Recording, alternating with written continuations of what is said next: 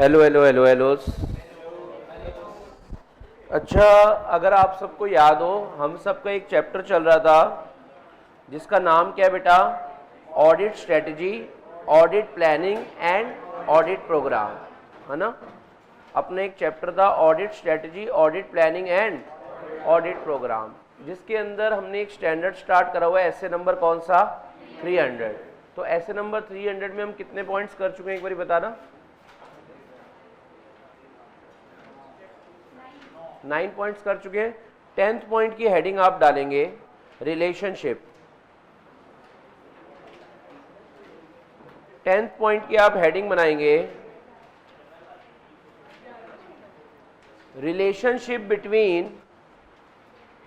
10th point की आप सब हेडिंग डालेंगे relationship between overall audit strategy and audit plan. relationship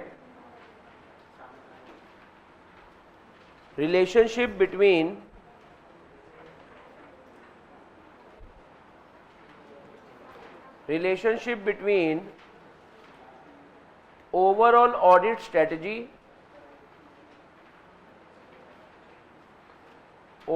audit strategy and audit plan।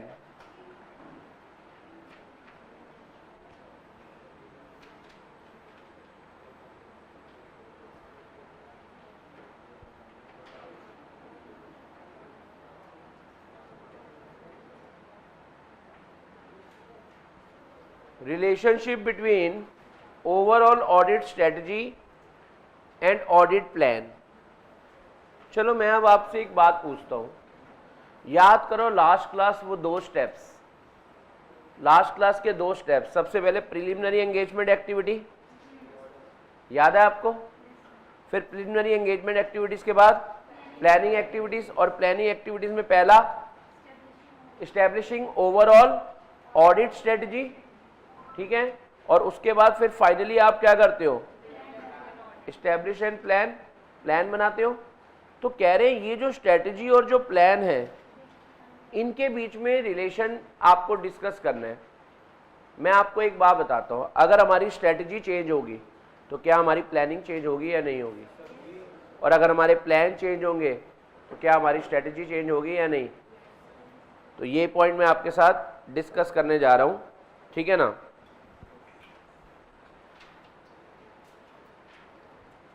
अच्छा, एक बात मैं आपसे और पूछता हूं, ये 1 मार्कर में पूछा भी जाता है, आपके हिसाब से ऑडिट स्ट्रेटजी ज्यादा डिटेल्ड होती है या ऑडिट प्लान? आवाज में दम नहीं, क्या? जानकर खुशी होगी, आपका आंसर ये अलग खुशी होती है। मैंने गलत जवाब दिया, आप बताओ, आप सामने वाले को गलत जवाब देकर अलग खुश होते हैं? मैंने नहीं सुनी, मैंने तो गलत ही जवाब, ये अलग खुशी है बेटा। यहां पर भी वही है, कह रहे audit plan is more detailed than the overall audit strategy. ये 1 मार्कर पूछा जाता है एमसीक्यू में, कौन ज्यादा डिटेल्ड में होता है, कौन ज्यादा ब्रॉडर है? तो हमने कहा ऑडिट प्लान जो होते हैं क्या, वो ज्यादा ब्रॉडर होते हैं, जो अभी लिखवाऊंगा अपने तरीके से। That includes क्या? Nature, timing and extent of audit procedure to be performed by the engagement team members। ठीक है ना? तो एक पॉइंट आपको क्लियर हुआ कि कौन ज्यादा डिटेल होता है? ऑडिट प्लान ज्यादा डिटेल्ड होता है। क्या आपको फर्स्ट पॉइंट समझ आ गया? अभी नोट नहीं करना, अपने अकॉर्डिंग करवाऊंगा। देखो पहला पॉइंट, ऑडिट स्ट्रेटेजी आपको क्या बताती है? STD of audit. Audit strategy sets broad overall approach to the audit, whereas audit plan addresses the various matter identified in overall audit strategy। तो audit strategy determine करती है scope, timing and direction of audit, और audit plan describe करते हैं कि इस strategy को आप implement कैसे करने वाले हैं। तो आप first point यही लिखेंगे, audit strategy क्या determine करती है? इसके अंदर point A बना के लिखोगे, audit strategy determines, audit strategy determine करती है क्या? STD of audit.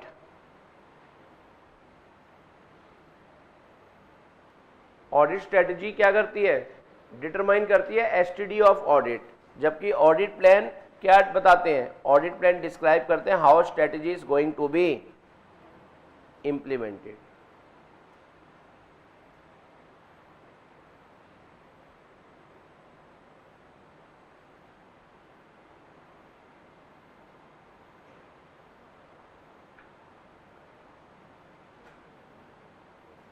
पहला पॉइंट समझ आ गया आपको? सेकंड पॉइंट बताओ क्या लिखोगे आप? सेकंड पॉइंट मैं ऑलरेडी डिस्कस कर चुका हूं, क्या लिखोगे आप बताओ? Audit plan is more detailed, audit plan is more detailed than the overall audit strategy. Audit plan is more detailed than the overall audit strategy. क्यों? क्योंकि इसके अंदर क्या इंक्लूड होता है? NTE of audit procedure to be performed by engagement team members। तो point B बना लो आप, बी पॉइंट बना लो। ए तो आपने लिख ही लिया कि ऑडिट स्ट्रेटजी बताती है STD ऑफ ऑडिट, और ऑडिट प्लान बताते हैं कि इस स्ट्रेटजी को कैसे इंप्लीमेंट करना है। और ऑडिट प्लान क्या होते हैं? More detailed than the audit strategy, क्योंकि इसके अंदर क्या भी इंक्लूड होता है? NTE of audit procedure to be performed by the engagement team member.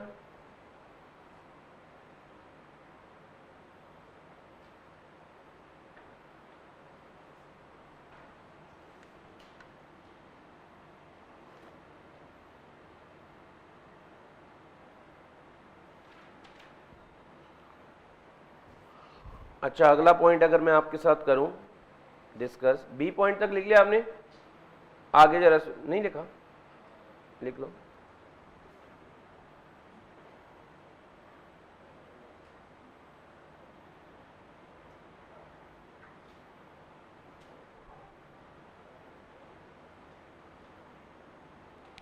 Bracket में लिखना, इसमें ब्रैकेट में हिंदी में लिखवा रहा हूं, बी पॉइंट के ब्रैकेट में लिखना ऑडिट स्ट्रेटजी में,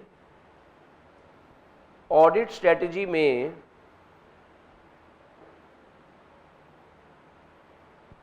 ऑडिट स्ट्रेटजी में तो सिर्फ ऑडिट स्ट्रेटजी में तो सिर्फ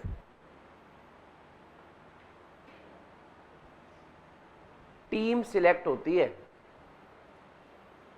ऑडिट स्ट्रेटजी में तो सिर्फ टीम सिलेक्ट होती है,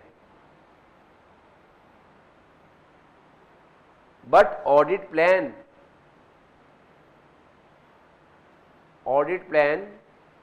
में तो डिटेल में NTE ऑफ ऑडिट प्रोसीजर लिखे जाते हैं। समझ रहे हो? डिटेल में NTE ऑफ ऑडिट प्रोसीजर लिखे जाते हैं।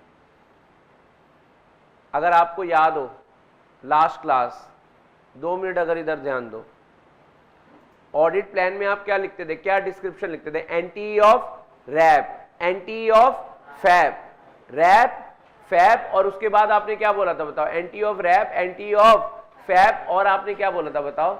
Other procedures. तो इसमें तो सब कुछ लिखा होता है, लेकिन ऑडिट स्ट्रेटजी में तो सिर्फ क्या लिखा होता है? आप बताओ, ऑडिट स्ट्रेटजी में सिर्फ क्या होता है आपके हिसाब से? ऑडिट स्ट्रेटजी में सिर्फ होता है कि भैया हमारा कब कौन सा बंदा ऑडिट करने जाएगा, कब ज्यादा जाएंगे और कब कम जाएंगे। तो ऑब्वियसली ऑडिट प्लान क्या हो गया? ज्यादा डिटेल्स। अगला पॉइंट लिखना,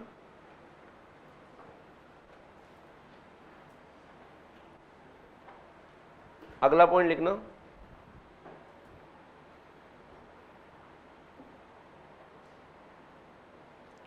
हर बारी ऐसा जरूरी नहीं है, हर बारी ऐसा जरूरी नहीं है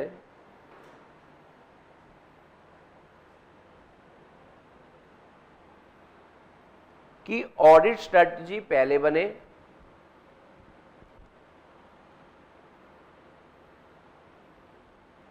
ऑडिट स्ट्रेटजी पहले बने और प्लानिंग बाद में।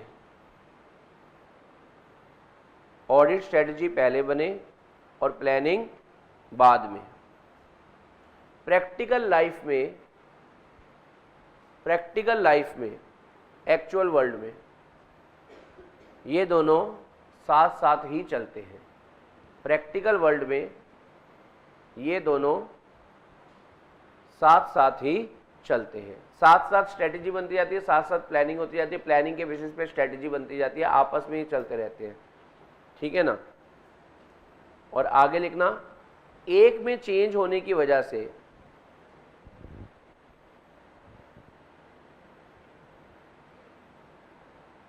एक में चेंज होगा तो, ऐसे लिखो, एक में चेंज होगा तो दूसरे में, एक में चेंज होगा तो दूसरे में अपने आप ही चेंज हो जाएगा, दूसरे में अपने आप ही चेंज हो जाएगा, बिकॉज दे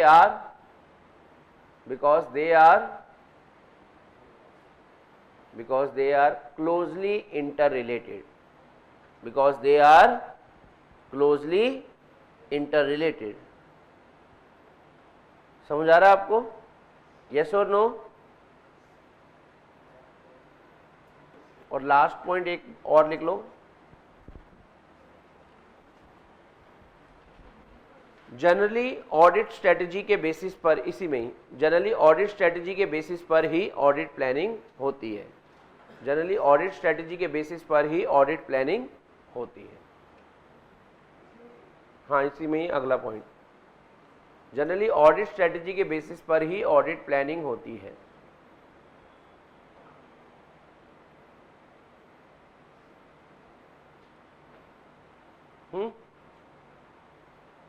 अब आपको ये वाला पूरा पॉइंट समझ आ चुका है। एक बार रिवाइज करते हैं, फिर हम नेक्स्ट पॉइंट पे आ जाते हैं। आज हमने स्टार्ट करा रिलेशनशिप बिटवीन किसका, overall audit strategy and audit planning.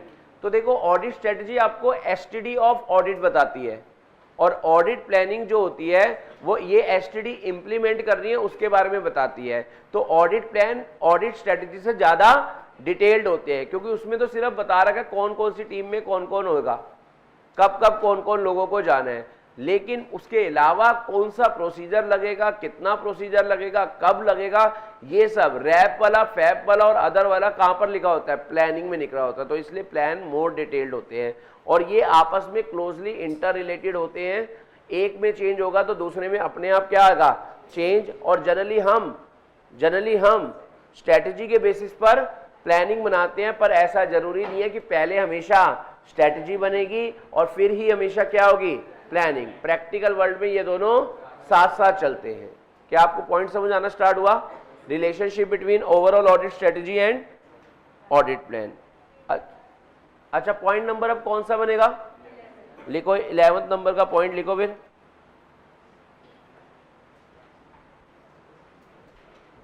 11वें number का पॉइंट लिखो आप सब। मेरा आपसे एक सवाल है, आपने मेरे साथ फर्स्ट पॉइंट में पढ़ा था ऑडिट प्लानिंग करना किसकी रिस्पॉन्सिबिलिटी है, ऑडिटर की। तो क्या स्ट्रेटजी बनाना भी ऑडिटर की रिस्पॉन्सिबिलिटी है क्या? यही वाला पॉइंट लिखना, overall audit strategy, overall audit strategy, point number 11, overall audit strategy and audit plans, overall audit strategy and audit plans remains the auditor's responsibility, remains the auditor's responsibility, remains the auditor's responsibility।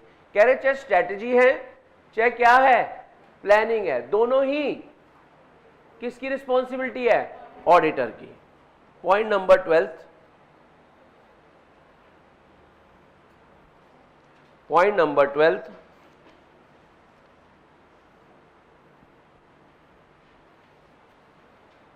मैं आपको बताता हूं। देखो सुनना, पहले आपको 2 minute में noting भी कराएंगे और बहुत अच्छे ढंग से समझाऊंगा भी। देखो, आपने ऑडिट स्ट्रेटजी बना ली, ऑडिट प्लानिंग बना ली, ऑडिट की स्ट्रेटजी बना ली, ऑडिट की प्लानिंग बना ली। समझ आ रहा है आपको? अब जरा सुनना, during the course of audit, during the course of audit क्या इनमें आप चेंजेस कर सकते हैं या नहीं कर सकते, यानी आप इसे अपडेट कर सकते हैं या नहीं कर सकते? मैं आपसे पूछ रहा हूं।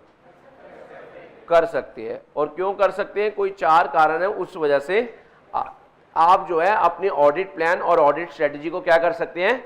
अपडेट कर सकते हैं, रिवाइज कर सकते हैं। ऐसा नहीं है कि जो एक बारी बन गई वही रहेगी। आप बताओ जब आपका फाउंडेशन का रिजल्ट आया था, जो आपने स्ट्रेटजी और प्लानिंग करी थी, क्या आज वो आप चेंज नहीं करके बैठे हुए? प्रैक्टिकली सही है कि नहीं है? मतलब जैसा आपने सोचा था वैसा आपको नहीं हो मिला।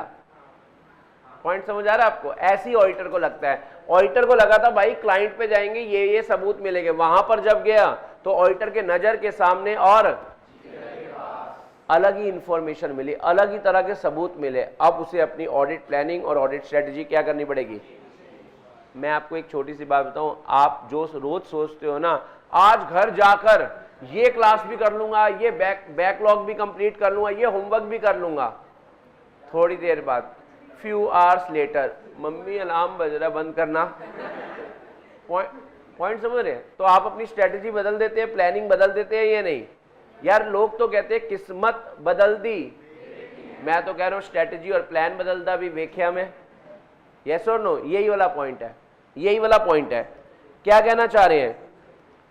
सुनना जी, सुनना, मैं आपको बताऊंगा, आपको 100% समझ आ जाएगा। अभी नोट नहीं करना, मैं अपने तरीके से लिखवाऊंगा। कह रहे हैं ऑडिटर जो है अपडेट भी कर सकता है और चेंज भी कर सकता है। किसको? ओवरऑल ऑडिट स्ट्रेटजी को और अपने प्लानिंग को during the course of audit. कब? ऐसा क्या हुआ, उसे कोई अनएक्सपेक्टेड इवेंट दिख गया, मतलब ऐसी कोई घटना घटित हुई जो उसने सोची भी नहीं थी, इस वजह से। या फिर हालात चेंज हो चुके हैं। हालात क्या हो चुके हैं? चेंज। पॉइंट समझ आ रहा है आपको? या फिर कोई ऐसे सबूत मिले, या फिर आपको ऐसे सबूत मिले जो जिसने आपको ऑडिट प्लानिंग और ऑडिट स्ट्रेटजी चेंज करने पे मजबूर ही कर दिया। या लास्ट, ऑडिटर के सामने कोई ऐसी इंफॉर्मेशन आ गई जिससे ऑडिटर कह रहा है भाई ये तो मैं सोचकर कुछ और आया था, मिला कुछ और। जैसे अब आपने सोचा नानी घर जाएंगे, ये खाएंगे। अब नानी घर इस बार आप बिना पापा के साथ गए थे, मम्मा के साथ ही गए थे, तो फिर बताओ, फिर सिर्फ दाल ही बनी होती है। पापा के साथ जाओगे फिर बहुत अच्छे अच्छे, ये देखो प्रैक्टिकल सच बता रहा हूं।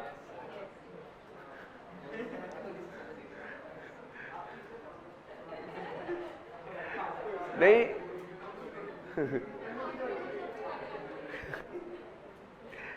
तो आपको पॉइंट समझ आ गया आपको या नहीं आया जो मैंने आपको कहना चाहा? यार जैसा आप सोचकर गए थे ऑडिट पर, वो मतलब आपकी नजर के सामने वो इंफॉर्मेशन आ गई जो सिग्निफिकेंटली डिफर कर रही है from the information available when the auditor plan the audit procedure. मतलब जब ऑडिट प्लानिंग के वक्त पे जब आपने जो इंफॉर्मेशन थी और जब वहां जाकर आपको इंफॉर्मेशन मिली ऑडिट पर, आप तो चौंक गए। तो बताओ बेटा, अब आपको क्या करना पड़ेगा? अपना ऑडिट प्लान चेंज करना पड़ेगा। तो समझ आ रहा है आपको? तो ऐसा नहीं है कि ऑडिट प्लान और ऑडिट स्ट्रेटजी अगर बन गई, ऑडिट प्लान और अगर ऑडिट स्ट्रेटजी अगर तो हमें वो ही रखनी है, वो रिजिड हो गए नहीं। आप चेंज और अपडेट कर सकते हो। इन 4 में से अगर कुछ भी हो जाए, आपको कोई अनएक्सपेक्टेड इवेंट दिख जाए, बोलना पड़ेगा अगर आपको कोई या फिर चेंज इन कंडीशंस दिख जाए, मतलब हालात अलग दिख रहे हैं, या फिर आपको कोई ऐसे सबूत मिले हैं जिसकी वजह से अब आपको लग रहा है कि मुझे अपनी प्लानिंग या स्ट्रैटेजी क्या करनी चाहिए? चेंज। और लास्ट, ऑडिटर की नजर के सामने कोई क्या आई है? ऐसी इंफॉर्मेशन जो डिफर कर रही है सिग्निफिकेंटली फ्रॉम द इंफॉर्मेशन जो आपके पास कब की थी? जब आप ऑडिट प्लान। समझ आ रहा है आपको? लिखवा दो बेटा, तो लिखो फिर। Point number 12, changes to planning decision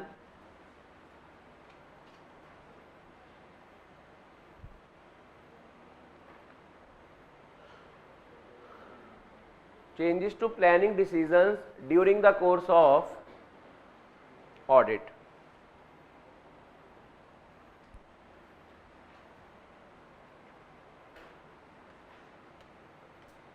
देखो पहला पॉइंट तो आपको इसके अंदर ये ही लिखना है, पहला पॉइंट तो बच्चे आपको इसके अंदर ये ही लिखना है।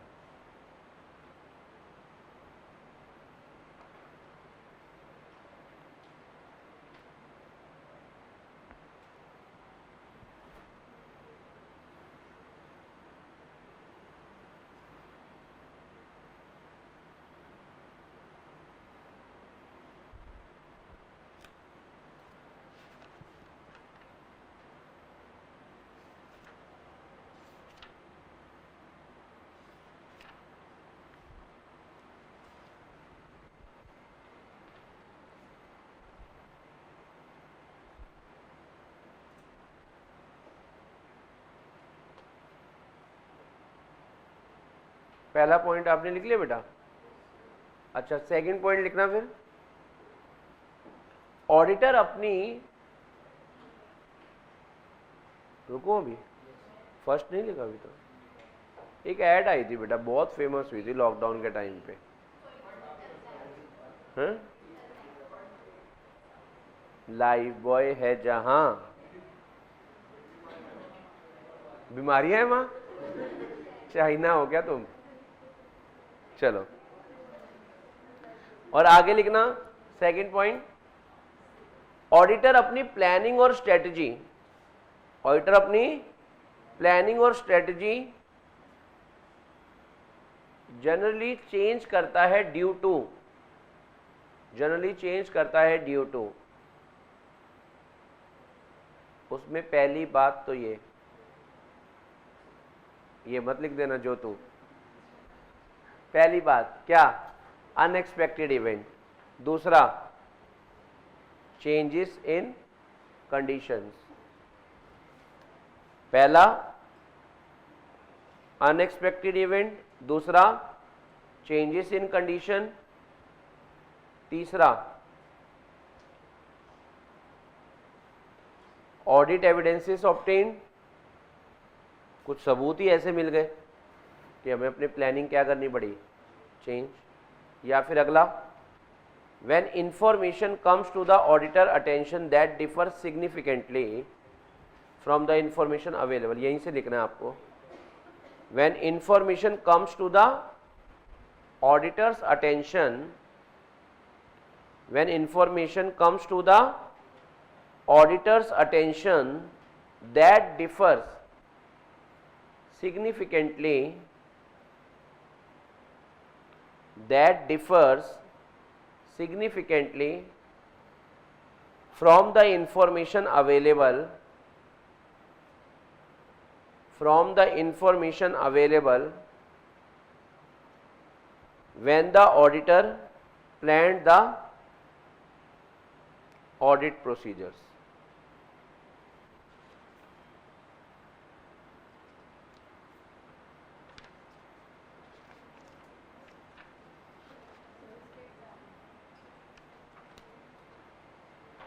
अभी आगे जाके वर्ड्स जब होंगे ना क्लियर तब हो जाएगा ये। चलिए, यहां तक का पॉइंट समझ आ गया आपको, पक्का वाला? अच्छा, पॉइंट नंबर कितने हो गए अपने? 13 पॉइंट जो है वो मैं आपको बताऊंगा, आप बनाना एडिशनल कंसीडरेशन। देखो ये बात लिखी नहीं हुई आपकी बुक में, लेकिन मैं आपको बता रहा हूं। मैंने आपको क्या बताया, ऑडिट प्लानिंग किसके हिसाब से बना हुआ है? इनिशियल ऑडिट के हिसाब से या रेकरिंग ऑडिट के हिसाब से? पूरा स्टैंडर्ड रेकरिंग ऑडिट के हिसाब से लिख दिया गया। एंड में एक पैराग्राफ डाल दिया गया, वो मैं आपको लिखवा रहा हूं। आपके मॉड्यूल में भी नहीं है, मेरी बुक में भी नहीं है, लेकिन मैं आपको लिखवा रहा हूं, आपको पता होना चाहिए। लिखना बेटा, additional consideration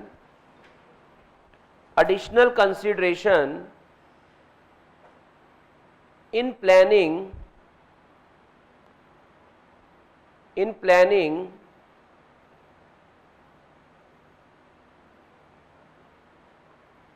additional consideration in planning for initial audit, in planning for initial audit।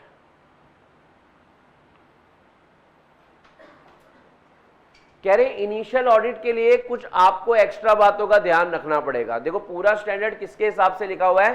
Recurring audit के हिसाब से ये मैं आपको बात बता रहा हूं, ठीक है ना। तो इसके अंदर आप पहला पॉइंट लिखेंगे, एक्सेप्टेंस ऑफ क्लाइंट रिलेशनशिप करना है या नहीं, एक्सेप्टेंस ऑफ क्लाइंट रिलेशनशिप करना है या नहीं।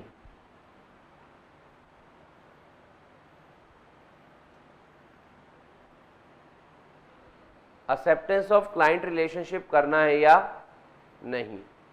दूसरा देखो उसमें क्या लिखा हुआ था, अगर आप देखो मेन स्टैंडर्ड में अगर आप देखो तो वहां क्या लिखा हुआ था, प्रिलिमिनरी एंगेजमेंट एक्टिविटी में सिर्फ क्या लिखा हुआ था, जल्दी बताओ, सिर्फ किसके बारे में बात करी थी, कॉन्टिन्यूएंस के बारे में बात करी थी, इनिशियल के बारे में बात, ठीक है। तो इसलिए यहां पर अब आपको सोचना पड़ेगा क्या मुझे क्लाइंट का ऑडिट एक्सेप्ट करना है या नहीं। दूसरा पॉइंट लिखना, और क्या करना पड़ेगा एडिशनल में, प्लानिंग करने से पहले, इनिशियल ऑडिट में प्लानिंग करने से पहले आपको यह सोचना है कि आप मुझे क्लाइंट के साथ रिश्ता रखना है या नहीं, मतलब उसका ऑफर एक्सेप्ट करनी है या नहीं। दूसरा communication with predecessor auditor, communication with predecessor auditor, communication with predecessor auditor, मतलब इनिशियल ऑडिट में आप क्या भी करोगे, पहले वाले ऑडिटर से भी तो बात करोगे, भाई तूने इसको क्यों छोड़ा, ऑडिट को ज्यादा दिमाग नहीं लगाओ, तूने इसको क्यों छोड़ा, तो वो बताएगा मैंने इसलिए इसको छोड़ा। तो फिर आप कहते हो यार क्या मैंने ऑडिट करना है या नहीं, है ना। अच्छा थर्ड पॉइंट लिखो, any other procedure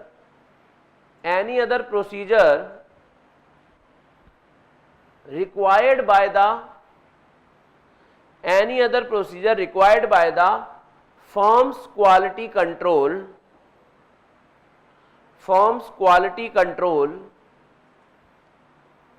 for initial audit,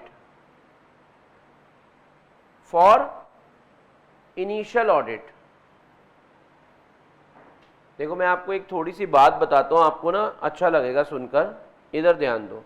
मैंने आपको बताया ना आईसीआई ने जो ओल्ड कोर्स में चैप्टर 1 होता था उसके सारे मैटर कहां डाल दिए हैं, चैप्टर 11 में। मैं आपको बताता हूं, देखो जितने भी स्टैंडर्ड्स ऑन ऑडिटिंग है, जितने भी क्या हैं, वो बने हैं हम क्लाइंट पर ऑडिट करने जब जाएंगे तो वहां जाकर क्या करेंगे।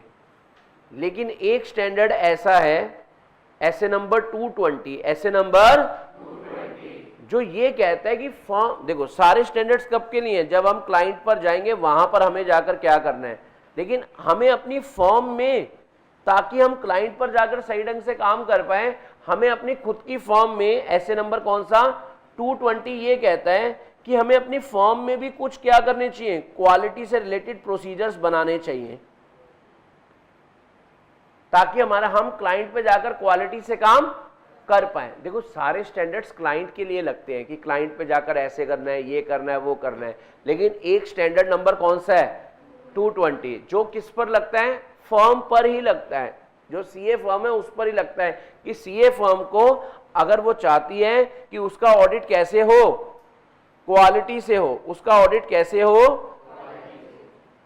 समझ आ रहा है, तो उसको अपनी फर्म के अंदर ये 6 बातें करके रखनी पड़ेंगी। ये समझ आ रहा है, ये उसके क्या है, इन 6 बातों पर ध्यान रखना पड़ेगा। अगर वो ये 6 बातों पर ध्यान रख रहे हैं तो उसकी फर्म, यानी उसकी फर्म की वजह से फिर उसका काम भी सारे कैसे होंगे, क्वालिटी से होंगे।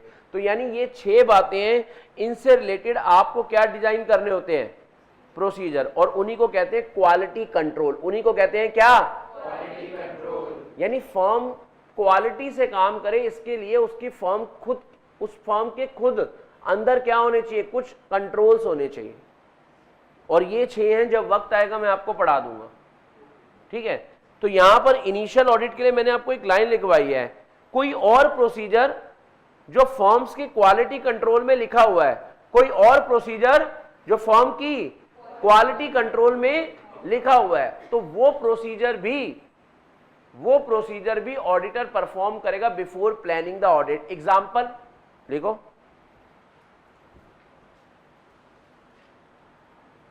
Audit strategy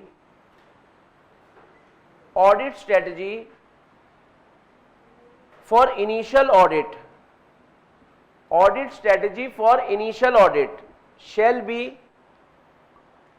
shall be approved from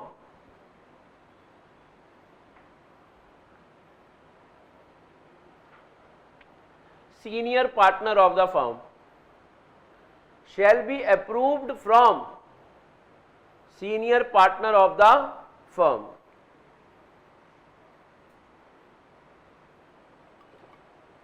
यहां तक का पॉइंट समझ आ गया आपको, पक्का वाला? तो ये सब इनिशियल ऑडिट के लिए था। लास्ट पॉइंट स्टैंडर्ड का रह गया जिसका नाम है क्या? डॉक्यूमेंटेशन। जिसका नाम है क्या? डॉक्यूमेंटेशन। ये रहा पॉइंट नंबर, कौन सा बनेगा अपना? 14 लिखो। अच्छा, ऑडिटर को अपने पास क्या क्या रखना है? देखो मेरे पॉइंट जरा सुनना। डॉक्यूमेंटेशन मतलब आप बताओ बेटा, आप जो है फाउंडेशन में थे तो फाउंडेशन के सारे नोट संभाल के रखते थे, मैंने ये काम करा, ठीक है ना। अब आप इंटर में, तो इंटर में जो जो सब्जेक्ट्स की बुक्स हैं, जो जो आप पढ़ रहे हैं, जो जो नोटिंग है, उसको आप संभाल के रखते हैं। ऐसी ऑडिटर जब क्लाइंट पर जब जा रहा है तो यार उससे रिलेटेड जो प्लानिंग हुई है, उससे रिलेटेड जो स्ट्रेटेजी बनाई है, और अगर उनमें कुछ चेंजेस आए हैं तो ये सब के लिए अपने पास डॉक्यूमेंटेशन बनाकर रखेगा या नहीं रखेगा? रखेगा। यस और नो? समझ आ रहा है आपको? तो लिखना जरा पहला पॉइंट इसके अंदर, पहला पॉइंट लिखना, द ऑडिटर शैल डॉक्यूमेंट। क्या ऑडिटर क्या क्या करेगा? डॉक्यूमेंट। बताओ। पहला, उसकी ओवरऑल ऑडिट स्ट्रेटेजी क्या थी इस क्लाइंट पर। दूसरा,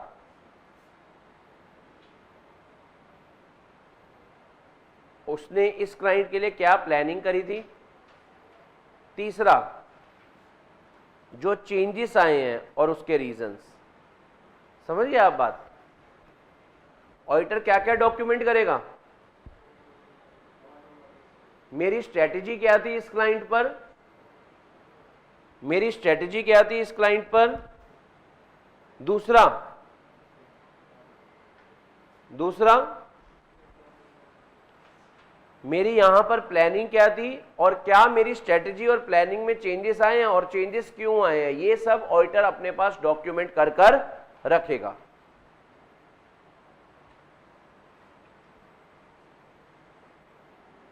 ऑडिटर और क्या डॉक्यूमेंट करके रखेगा बेटा? जितनी भी इंपॉर्टेंट डिसीजंस उसने ली है। समझ आ रहा है आपको? ऑडिटर और क्या डॉक्यूमेंट करके रखेगा? ऐसे रुको, ऐसे भी कर सकते हैं। मैं आपको एक और बात बताता हूं, चलो मैं आपको और तरीके बहुत आसानी से बताता हूं। सुनना, रुको। अब मैं ना आपको 3 चीजें बताऊंगा, यानी इसके बाद BCD 3 पॉइंट बनेंगे। ए तो आपने बना लिया। पहला पॉइंट होगा ऑडिट स्ट्रेटेजी से रिलेटेड, फिर मैं दूसरा प्लान बताऊंगा ऑडिट प्लान से रिलेटेड, और फिर डी पॉइंट जो होगा वो किससे कनेक्टेड होगा? सिग्निफिकेंट चेंजेस से। पॉइंट समझ आ रहा है आपको? यस और नो? डॉक्यूमेंटेशन के पॉइंट समझ आ रहे हैं? तो बताओ बेटा। अब मैंने आपके साथ ये बोला कि ऑडिटर क्या करेगा? डॉक्यूमेंट करेगा ओवरऑल ऑडिट स्ट्रेटेजी। तो ओवरऑल ऑडिट स्ट्रेटेजी में वो क्या लिखेगा? आपने कह दिया हम स्ट्रेटेजी का डॉक्यूमेंटेशन करेंगे, अपने पास रिकॉर्ड में रखेंगे कि हमने स्ट्रेटेजी क्या बनाई। तो स्ट्रेटेजी में क्या डॉक्यूमेंट करेगा? देखो, the documentation of overall audit strategy क्या है? Is a record of key decisions considered necessary to properly plan the audit and to communicate significant matter to the engagement team. बेटा आप ये मत सोचना ये क्वेश्चन नहीं आता। ये क्या क्वेश्चन आएगा सर? ये कोई क्वेश्चन आएगा। ये देखो, डॉक्यूमेंटेशन पर सुनना, डॉक्यूमेंटेशन पर सही करा, टाइम से मान गए। मैं भी थक गया था बेटे। इधर आओ। तो है लल्लू सा क्वेश्चन, पर एग्जाम में पूछ लेते हैं, क्योंकि आईसीआई को पता है ये सब छोड़कर आएंगे। और नहीं, मैं आपको बता रहा हूं, जब आपको लगे ना सीए में पास होने का सबसे आसान तरीका यही है, जब आपको लगे यार ये क्वेश्चन नहीं आएगा तो उसी समय दूसरा थॉट आ जाना चाहिए, अबे और कैसा आएगा, कंपलसरी में, क्योंकि रिजल्ट मेंटेन करना है ना आईसीआई को। आप सब ने, कुछ बच्चों ने फाउंडेशन में ये चीज फेस कर भी ली होगी, अबे ये थोड़ा ना आएगा, पेपर में जाकर टाइड हो गया। टाइड मतलब, तो ये रूल है, ये सीए का रूल है, जो जितनी जल्दी ये बात समझ जाए ठीक से। तो आओ जरा, हमें ये पता चल गया ऑडिटर 3 चीजों को रिकॉर्ड करेगा। हमें ये पता चल गया ऑडिटर 3 चीजों को रिकॉर्ड करेगा। रिकॉर्ड में पहला वो रिकॉर्ड करेगा ऑडिट स्ट्रेटेजी। तो ऑडिट स्ट्रेटेजी में क्या रिकॉर्ड करेगा, आप कह रहे हो ऑडिट स्ट्रेटेजी से रिलेटेड ऑडिटर डॉक्यूमेंटेशन मेंटेन करेगा, तो उसमें क्या मेंटेन करेगा, इज अ रिकॉर्ड ऑफ जितनी भी डिसीजन उसने ली है, ताकि वो प्रॉपरली क्या कर पाए, प्लानिंग कर पाए, और जो जो बातें उसने कम्युनिकेट करी है क्या, अपनी एंगेजमेंट टीम को। तो स्ट्रेटेजी में वो सब लिखेगा। वो लिखो जरा ये बात। तो यहां पर ना आप ऐसे भी लिख सकते हो, इसका पॉइंट मतलब इसका बी से कनेक्शन है ना, तो ये पॉइंट नंबर बी जो आप लिख रहे हो वो इससे कनेक्टेड है, या बाद में ऐसे मार्क कर देना, इसका इससे, फिर इसका आगे जब मैं सी पॉइंट बनाऊंगा, और इसका डी से, जैसे आपको गलत लगे। ठीक है, नहीं ठीक नहीं,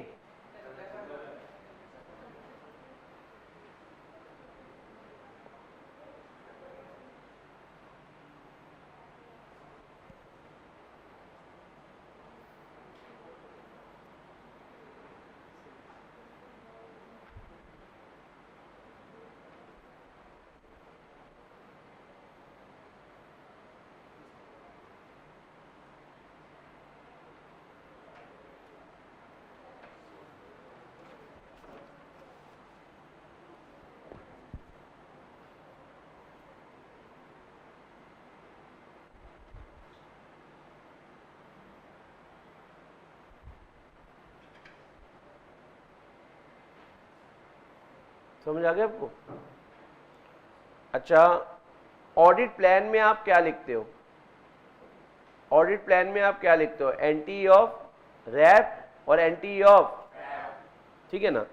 चलो मैं अब आपको एक रैप और फैप का मतलब थोड़ा बहुत बता दिया था मैंने आपको, या नहीं, रैप बताई थी ना, रिस्क असेसमेंट प्रोसीजर का मतलब बताया था ना, वो सारे प्रोसीजर जो ऑडिटर लगाता है एंटिटी और उसके एनवायरनमेंट इंक्लूडिंग इंटरनल कंट्रोल को समझने में, ताकि वो आइडेंटिफाई और असेस कर पाए किसको, रोमम को। कितने लेवल पर, 2 लेवल पर। कहां पर, फाइनेंशियल स्टेटमेंट लेवल और एजर्शन लेवल पर।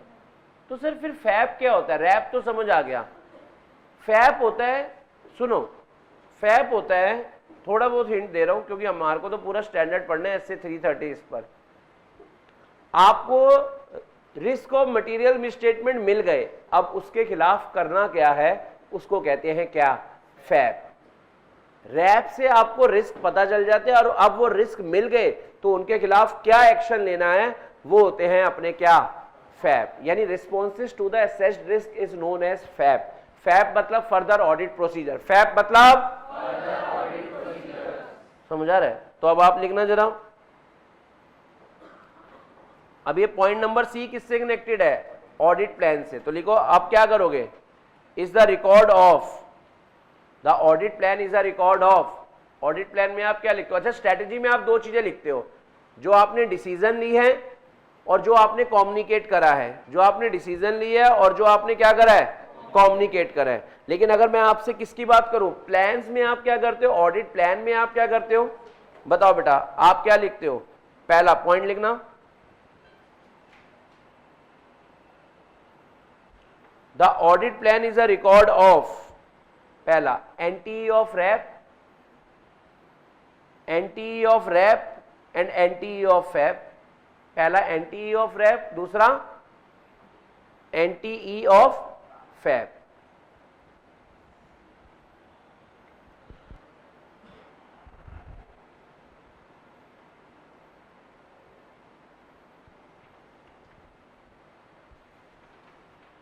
अब बताओ बेटा यहां तक का पॉइंट समझ आ गया आपको। अच्छा, फिर इसके बाद आगे अगर मैं बात करूं आपसे, डी पॉइंट किससे रिलेटेड था, significant changes and their reason. तो सिग्निफिकेंट चेंजेस के बारे में आपको यह बताना होता है, इसमें आप क्या लिखते हो, एक्सप्लेन करते हो why significant changes are made. लिखो जरा, डी पॉइंट में आप क्या करते हो, सिग्निफिकेंट चेंजेस से रिलेटेड है ना, और सिग्निफिकेंट चेंजेस में आप क्या लिखते हो, जल्दी बताओ, सिग्निफिकेंट चेंजेस में आप क्या लिखते हो, why the significant changes are made, plus plus plus इसमें और क्या लिखते हो, it also reflect the appropriate responses, it also reflect the appropriate responses to the significant changes occurring during the audit, और ये चेंजेस क्यों हुए वो भी लिखते हो, और इसके लिए फिर हमने क्या करा आप वो भी लिखते हो। समझ रहे हो, हमने अपनी ऑडिट प्लानिंग वगैरह में क्या चेंज करे वो भी लिखते हो, और इसके लिए हमने क्या करा वो भी लिखते हो, रिस्पॉन्स भी बताते हो। क्या आपको पॉइंट समझ आया? डॉक्यूमेंटेशन में अगर याद करें, ऑडिटर प्लानिंग के रिलेटेड ऐसे 300 में क्या क्या डॉक्यूमेंट करेगा, पहला बताना क्या, ऑडिट स्ट्रेटेजी, और ऑडिट स्ट्रेटेजी में वो दो चीजों के रिकॉर्ड रखता है, क्या डिसीजन ली और क्या कम्युनिकेट करा, क्या डिसीजन ली और क्या कम्युनिकेट करा, क्या डिसीजन ली और क्या कम्युनिकेट करा। दूसरा वो रिकॉर्ड करता है ऑडिट प्लान, और ऑडिट प्लान में वो क्या लिखता है, एनटीई ऑफ रैप, एनटीई ऑफ फैप, और तीसरा वो होते हैं significant changes and there reasons. तो इसके अंदर वो क्या नोट करता है, मैंने ये चेंजेस क्यों करे, यानी उन चार में से कौन सा कारण था वो लिखता है, और इसके लिए मैंने क्या क्या रिस्पॉन्स किया। समझ आ रहा आपको, पॉइंट्स राइट हो रहा है आपको, पक्का वाला? अच्छा, अब मैंने एक एक्स्ट्रा सेवा कर रहा हूं आपके लिए। देखो ये स्टैंडर्ड खत्म हो गया है, ये स्टैंडर्ड खत्म हो गया है, लेकिन एक बारी ना इसके ना एग्जाम्पल आईसीआई ने पूछ लिए और आपके नए मॉड्यूल में है नहीं, ठीक है? तो आप सब ना ये एग्जाम्पल लिख लो। मुझे पता अगर जो लिखा होगा वही आप पढ़कर जाते हो, मैं आपको जानता हूँ। और कुछ बच्चे बताऊंगा करेंगे बुक से मार्क कर देंगे, कभी पढ़कर नहीं जाओगे, और आपको बताइए जो आप पढ़कर नहीं जाते वो एग्जाम में, तो 1 मिनट लगेगा आपका, 1 मिनट का आलस आपको मतलब 4 मार्क्स के क्वेश्चन से वंचित रख देगा, मतलब डिप्राइव। पॉइंट समझ रहे ना आप?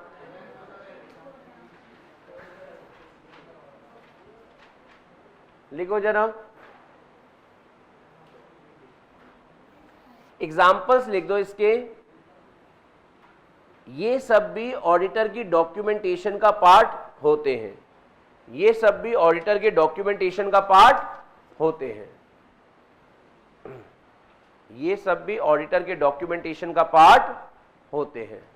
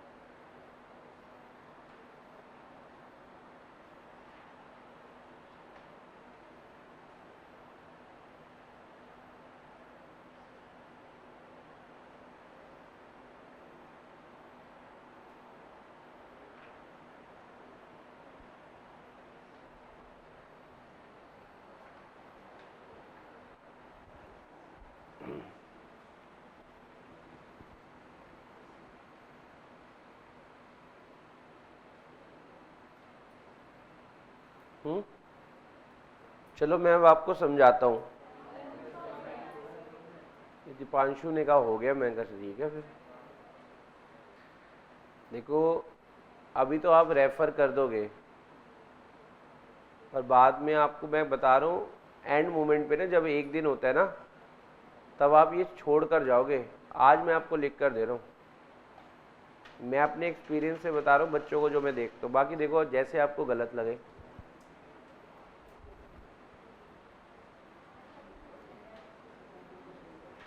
कईयों ने लिख दिया एग्जाम्पल अबे सामने देख। कईयों ने तो एग्जाम्पल की ब्रैकेट में ये लिख दिया एंड टाइम पे जरूर पढ़ियो, सर को मुंह तोड़ जवाब देना है। नहीं, कईयों ने ये लिख दिया होगा,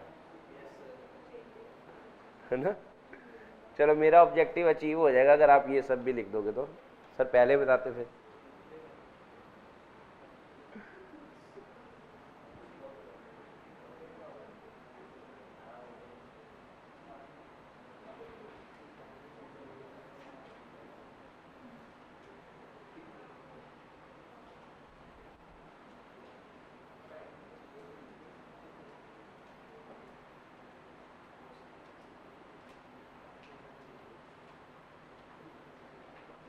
चले, अच्छा मैं आपको बताता हूं। कह रहे हैं जो आपने रिकॉर्ड प्लानिंग से रिलेटेड रखने थे, जो आपने रिकॉर्ड्स प्लानिंग से रिलेटेड रखने थे, स्ट्रेटजी से रिलेटेड रखने थे, सिग्निफिकेंट चेंजेस से रिलेटेड रखने थे, वो तो आप रखते हो। उसके अलावा कुछ और भी, the following thing should form the part of auditors documentation, मतलब ऑडिटर के डॉक्यूमेंटेशन का ये सब भी क्या बनेगा, पार्ट बनेगा। पहला देखो, summary of the discussions with entities की डिसीजन मेकर। याद है मैनेजमेंट के साथ आपकी कई डिस्कशंस होती हैं, तो जो भी आपकी मैनेजमेंट के साथ बातचीत हुई है और उसकी जो डिस्कशन थी उसकी समरी बनाकर भी आप अपनी फाइल में लगाएंगे। यस और नो? पहला पॉइंट समझ आया? जितनी भी डिस्कशन एंटिटीज की डिसीजन मेकर के साथ हुई है, यानी क्लाइंट ऑर्गेनाइजेशन के TCWG वगैरह के साथ जितनी भी बातचीत हुई है उसके रिकॉर्ड्स भी आप क्या करोगे, अपने पास रखोगे। अच्छा, वो सारे काम जिसके लिए ऑडिट कमेटी की अप्रूवल चाहिए होती थी। कोई भी काम करने से पहले अगर ऑडिट कमेटी की अप्रूवल चाहिए थी, तो जो जो अप्रूवल आपको मिली है वो सब भी आप अपनी ऑडिट डॉक्यूमेंटेशन में लगाएंगे। समझ आ रहा है? वो सारे काम जिसके लिए आपको क्या चाहिए थी, अप्रूवल चाहिए थी करने से पहले, तो वो अप्रूवल आपको ऑडिट कमेटी से मिली है। इसके रिकॉर्ड्स भी आप अपने ऑडिट डॉक्यूमेंटेशन में लगाओगे। दो बातें आपको समझ आ चुकी हैं। कितनी बातें आपको समझ आ चुकी हैं? दो। पहला, जितनी भी डिस्कशन हुई है किसके साथ, एंटिटी के की डिसीजन मेकर, यानी बेसिकली TCWG के साथ जितनी भी डिस्कशन हुई है उसकी समरी बनाकर आप कहां पर रखेंगे, जल्दी बताओ कहां पर रखेंगे, ऑडिट डॉक्यूमेंटेशन में लगाएंगे। समझ आ रहा है? और क्या लगाओगे ऑडिट डॉक्यूमेंटेशन में? ऑडिट कमेटी की प्री अप्रूवल्स, जो जो सर्विसेज में चाहिए थी और आपको मिली है वो लगाओगे ना, ताकि कल को कोई पूछ ले भाई ये काम तूने पूछ कर रहा है बिना पूछे, तो आप डॉक्यूमेंटेशन में दिखा दें ये देखो ऑडिट कमेटी से मुझे क्या मिली हुई है, अप्रूवल्स। दो बातें समझ आ गई। तीसरी बात, audit documentation access letters. Audit documentation access letter कि हमारे ऑडिट डॉक्यूमेंटेशन को कौन कौन एक्सेस कर सकता है। ठीक है, ऑडिट डॉक्यूमेंटेशन की ऊपर कौन कौन एक्सेस कर सकता है और कौन कौन नहीं, वो वाली जो लेटर बनाई गई है वो सब भी आपका ऑडिट डॉक्यूमेंटेशन का पार्ट होगा। फोर्थ, अदर कम्युनिकेशन और एग्रीमेंट जो आपके किसके साथ हुए हैं, मैनेजमेंट और TCWG, रिगार्डिंग किसके, स्कोप ऑफ ऑडिट को लेकर, चेंजेस इन स्कोप को लेकर या चेंजेस इन सर्विसेज को लेकर। ठीक है ना? और ऑडिटर्स की report on the entities financial statement. इस क्लाइंट के लिए जो आपने क्या बनाई है, रिपोर्ट, इस क्लाइंट के लिए जो आपने क्या बनाई है, रिपोर्ट, उसकी रिपोर्ट्स भी आप अपने ऑडिट डॉक्यूमेंटेशन में लगा कर रखेंगे। और last, other report as specified in engagement agreement like डेप्ट कोविनेंट कंप्लायंस। ये क्या होते हैं डेप्ट कोविनेंट कंप्लायंस लेटर, कोई बताएगा? पहली बात तो कोविनेंट का मतलब बताओ है? एग्रीमेंट, देखो मैं आपको लिखता हूं, एग्रीमेंट में लिखी हुई हर एक बात कोविरेंट होती है, यानी टर्म्स एंड कंडीशन ऑफ, उसको हम कहते हैं कोविरेंट। तो यहां पर क्या होता है, terms and condition of agreement is known as what, of agreement is known as what, covenant. मैं आपको बताता हूं, आप सबको अगर याद हो 12th क्लास, सर नहीं याद, मैं आपको दिलाता हूं, 12th क्लास में आपने फैक्टर अफेक्टिंग डिविडेंड डिसीजन पढ़े थे, फैक्टर अफेक्टिंग डिविडेंड डिसीजन पढ़े थे या नहीं पढ़े थे? और उसमें आपने एक वर्ड ये सीखा हुआ है, मैं आपको बताता हूं, लैंडर, वो आपने पढ़ा था कॉन्ट्रेक्चुअल कंस्ट्रेंट के नाम से ये पॉइंट, और एक होती थी रेगुलेटरी कंस्ट्रेंट, कहीं कह रहे हैं हाँ कर दे कहीं जान खा जाए, यस हाँ हाँ हाँ हाँ हाँ हाँ हाँ हाँ, अब बताओ आगे, नहीं कहीं तो कह रहे कहीं जान ही रखा जाए, हाँ हाँ हाँ हाँ हाँ, यस सर यस, आगे मैं समझ गया, तुम्हारे को कुछ नहीं याद आया, बातें तो सही होती है, लगती कभी कभी है। इधर आओ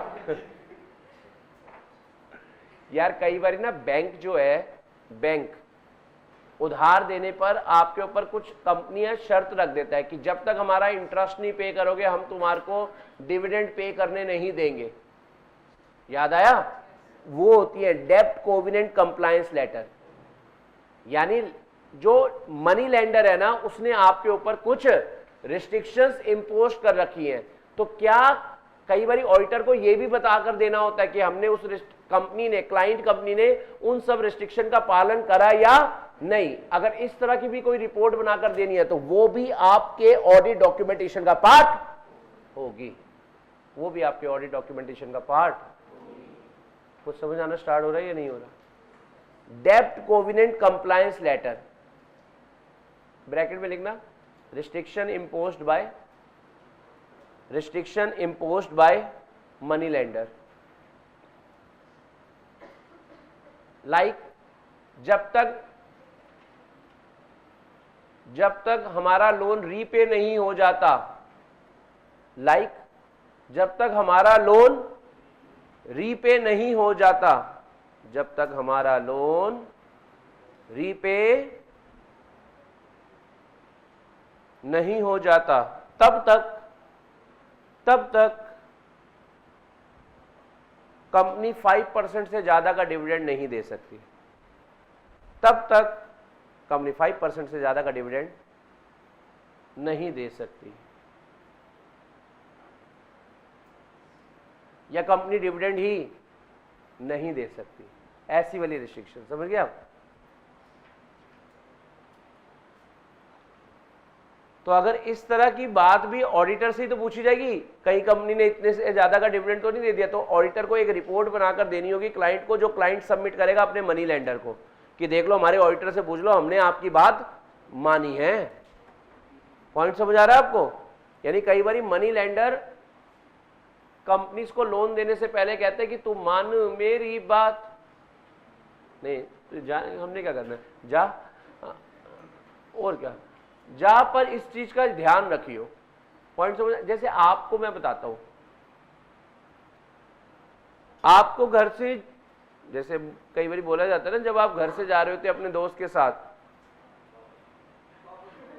है कई बार तो आपकी मम्मी आपको समझा के भेजती है कि भैया ये जो है ना ये खाना खाकर आइयो, ठीक है, और फिर आकर जब आप वापस लौटते हैं अपने दोस्त के साथ तो मम्मा को आप क्या प्रूफ कर दे, मम्मा इससे बोलो मैंने खाना खाया था। समझ रहे हो? यानी मम्मा ने एक रिस्ट्रिक्शन लगाकर भेजी और उस रिस्ट्रिक्शन को बनाया किसने, मतलब मम्मा ने रिस्ट्रिक्शन को, आपने उस रिस्ट्रिक्शन को पूरा करा, और पूरा करा या नहीं मम्मा को विश्वास कब हुआ, जब आपके फ्रेंड ने बताई। अब ये मम्मा की जगह मान लो बैंक, मम्मा की जगह मान लो क्या बैंक, और अपनी जगह मान लो कंपनी। बैंक ने लोन दिया रिस्ट्रिक्शन के साथ और आपने उस रिस्ट्रिक्शन का पालन करा ही नहीं, वो आपका फ्रेंड यानी ऑडिटर बताता है। पॉइंट समझ आ रहा है या नहीं आ रहा? ठीक है ना?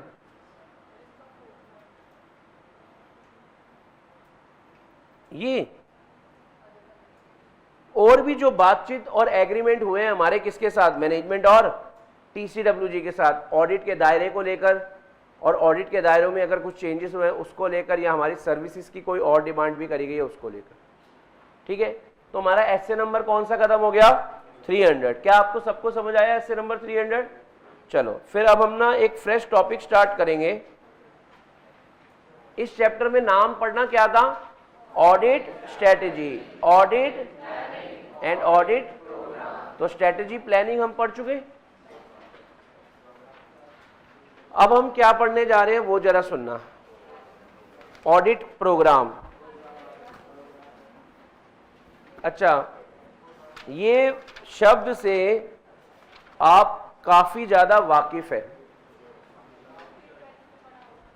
नहीं नहीं, ये 12th में भी नहीं पढ़ा होगा। अच्छा, कभी आपको शादी का कार्ड आया है? मेरे को भी आया था, वहां पर किसी ने रील बना ली।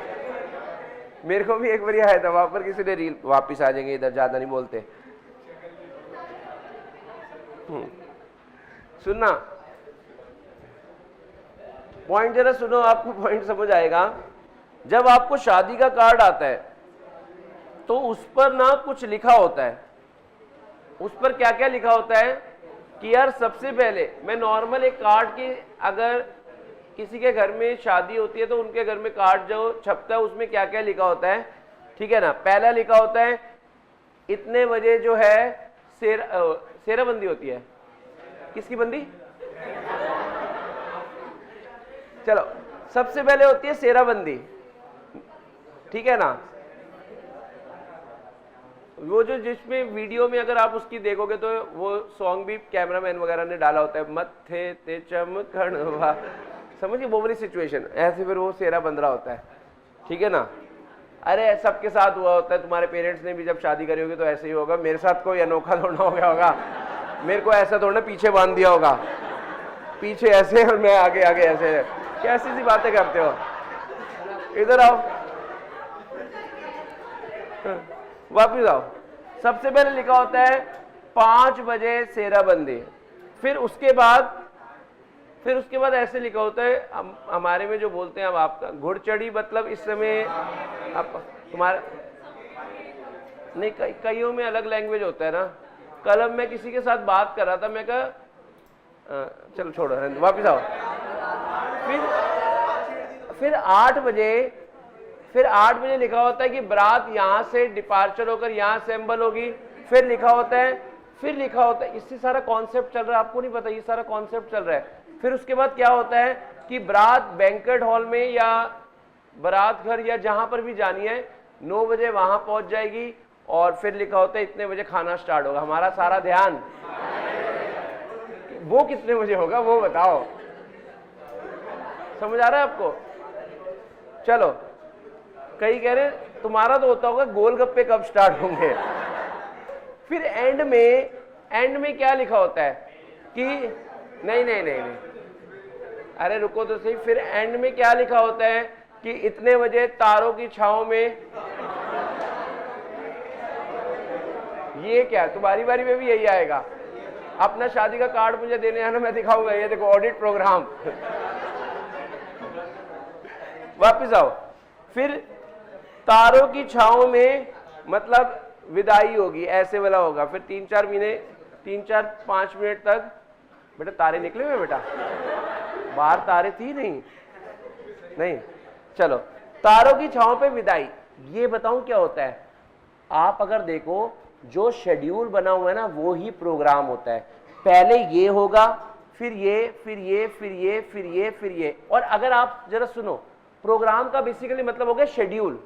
आप भी तो अपने दोस्त से पूछते हैं आज शाम का क्या प्रोग्राम है, चलना है, फिर वहां चलना है। अरे रेस्टोरेंट वगैरह, गोलगप्पे के स्टॉल पे 8 बजे के बाद क्या करेंगे? चलो, भले वो अपनी सही रहती है वैसे। चलो वापिस आओ। तो ये समझ आ रहा है? ये ही प्रोग्राम वर्ड आपको समझ आ गया। अब प्रोग्राम वर्ड भी ना 2 तरह का होता है, एक ये और एक ये।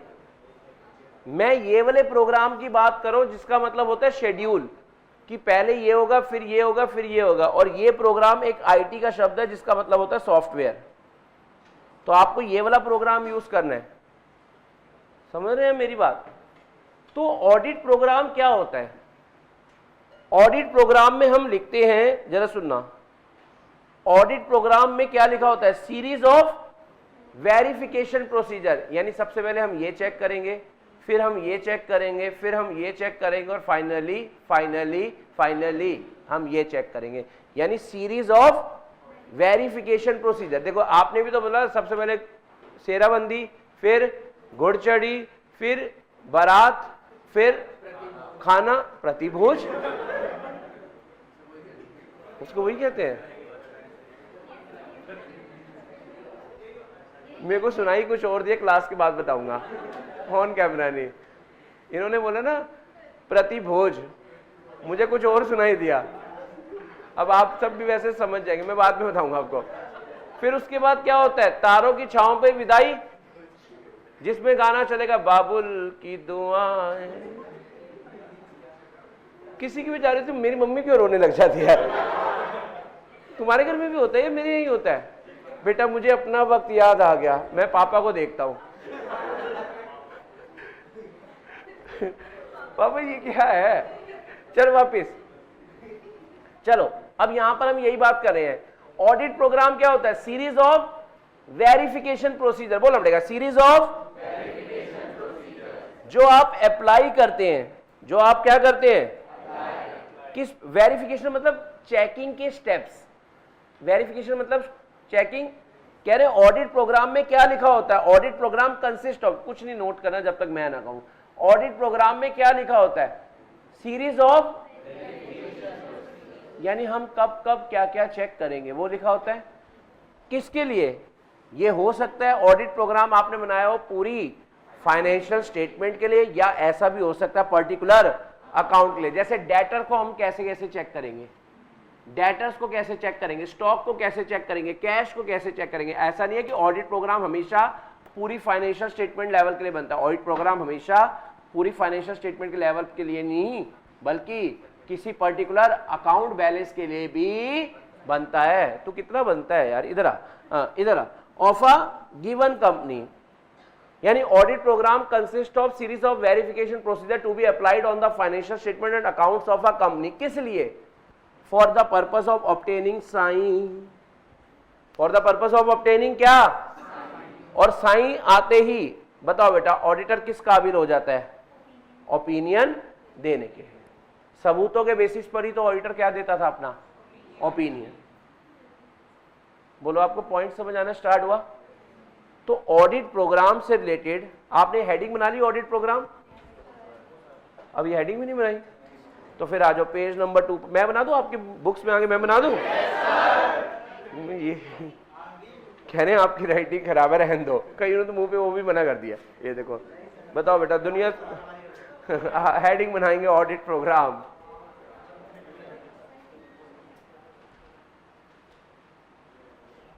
लिखना जरा, क्या लिखोगे आप? पहले हिंदी में लिखवाऊं या इंग्लिश में? पहले हिंदी लिखो, इंग्लिश लिखो, इंग्लिश। हाँ देखो, फाइनेंशियल स्टेटमेंट पहले ऐसे लिख लो। फाइनेंशियल स्टेटमेंट के किसी पर्टिकुलर एरिया पर,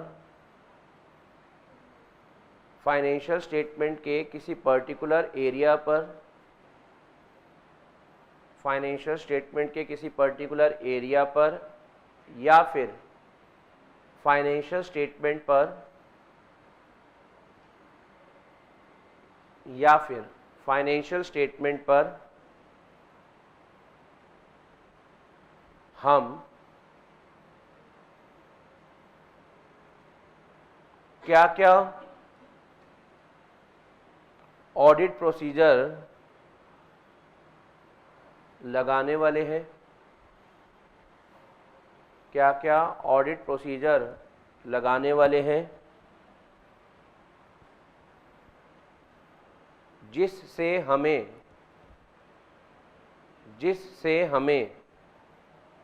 साइन मिले, जिससे हमें साइन मिले। साइन समझ गए? सफिशिएंट एप्रोप्रिएट ऑडिट एविडेंसेस, जिससे हमें साइन मतलब सफिशिएंट एप्रोप्रिएट ऑडिट एविडेंस मिले, और हम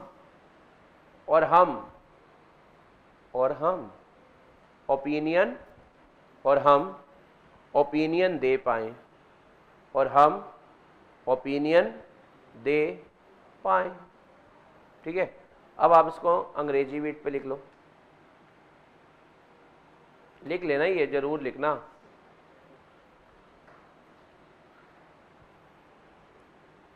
पहले याद करवाऊं फिर आप लिखोगे, 2 मिनट रुकना। बताना ऑडिट प्रोग्राम क्या है। Audit program consist of series of verification to be applied on the financial statement and accounts. किस लिए बताओ?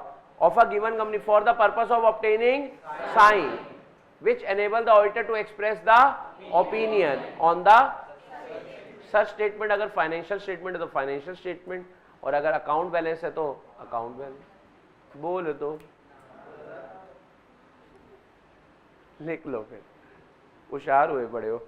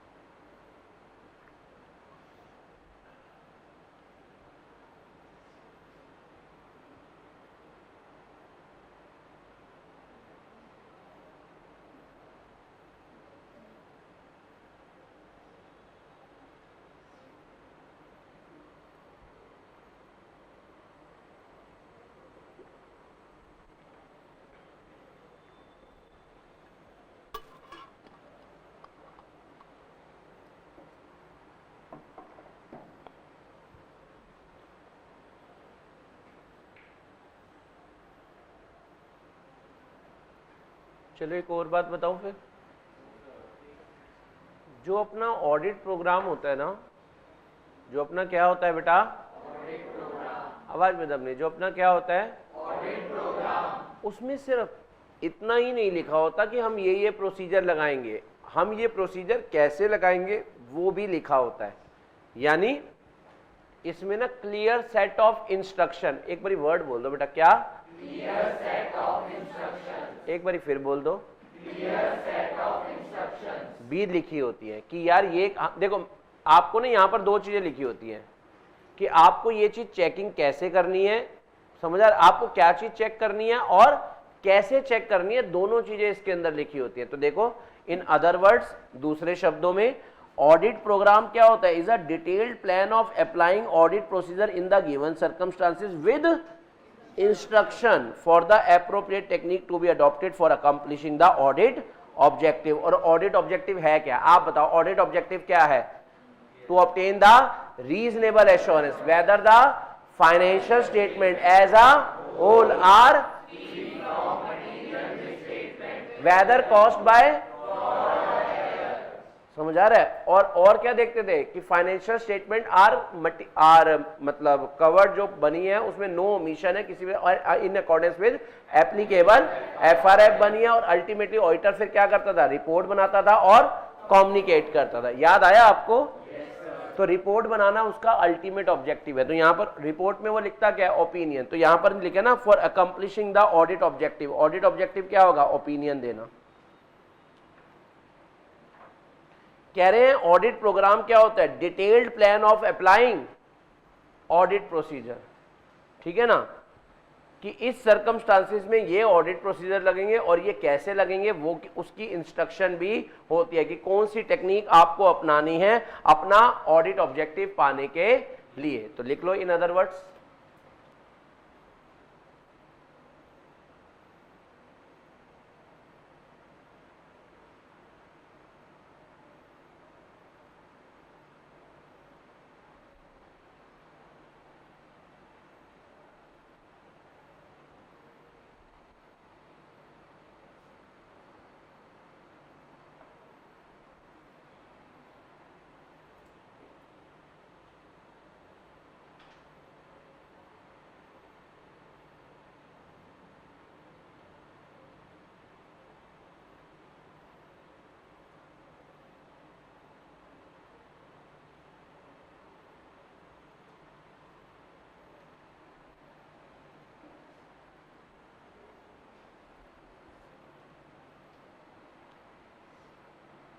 फर्स्ट पॉइंट लिख लिया ऑडिट प्रोग्राम से रिलेटेड आपने, पक्का वाला।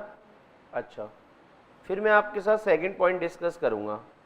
मीनिंग आपको समझ आ चुका है ऑडिट प्रोग्राम क्या होता है। जो आपने वेरिफिकेशन प्रोसीजर लगाए हैं विद इंस्ट्रक्शन जिस डॉक्यूमेंट पे लिखे होते हैं वो ऑडिट प्रोग्राम होता है। और ये ऑडिट प्रोग्राम एक मतलब इंडिविजुअल आइटम के लिए भी बना सकते हो और पूरी फाइनेंशियल स्टेटमेंट के लिए। अब आपके आगे सेकंड पॉइंट लिखने जा रहे हैं हम। अब आपके साथ सेकंड पॉइंट लिखने जा रहे हैं। पहले जरा रुक जाओ, मैं आपको समझा देता हूँ सेकंड पॉइंट है क्या, फिर आपको लिखते हुए और अच्छा लगेगा। यार एक ऑडिटर ने एक ऑडिट प्रोग्राम बना लिया, क्या ये ऑडिट प्रोग्राम सभी क्लाइंट पर एप्लीकेबल हो जाएगा? यस या नो? बिल्कुल सही जवाब। क्यों नहीं एप्लीकेबल होगा? कह रहे ऐसा नहीं है कि आप एक ऑडिट प्रोग्राम बना लो और वो सभी क्लाइंट पर क्या हो जाएगा? एप्लीकेबल। क्यों भाई? सभी ऑर्गेनाइजेशन का जो है क्लाइंट टू क्लाइंट क्या करता है? बिजनेस वेरी करता है। उनका बिजनेस करने का नेचर, साइज, कंपोजिशन, मतलब पैसा अलग अलग लगा हुआ है। समझ आ रहा है आपको? और भी कुछ कारण अभी आपको लिखवाऊंगा। यानी कहने का मतलब है एक ऑडिट प्रोग्राम, बोलना पड़ेगा, एक ऑडिट प्रोग्राम सभी क्लाइंट पर एप्लीकेबल नहीं होगा। पॉइंट समझ आ रहा है आपको? तो लिखो जरा। देखो नाम भी आपको समझ आ रहा है, evolving one audit program not practicable for all businesses. ऐसा नहीं है कि एक ऑडिट प्रोग्राम बना दिया और सभी क्लाइंट पर वो लग जाएगा, नहीं। सर ऐसा आप क्यों कह रहे हो? Due to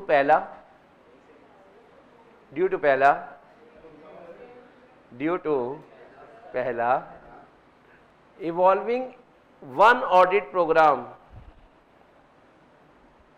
not practicable for all businesses. Point number second है ये आपका,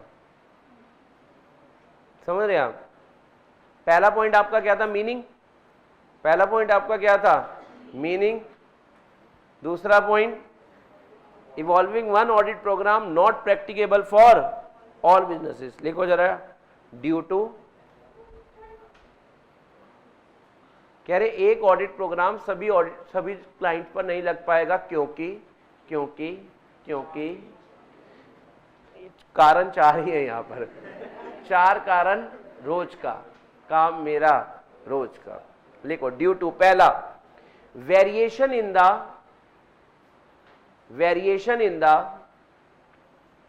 nature, size and composition. Variation in the nature, size and composition.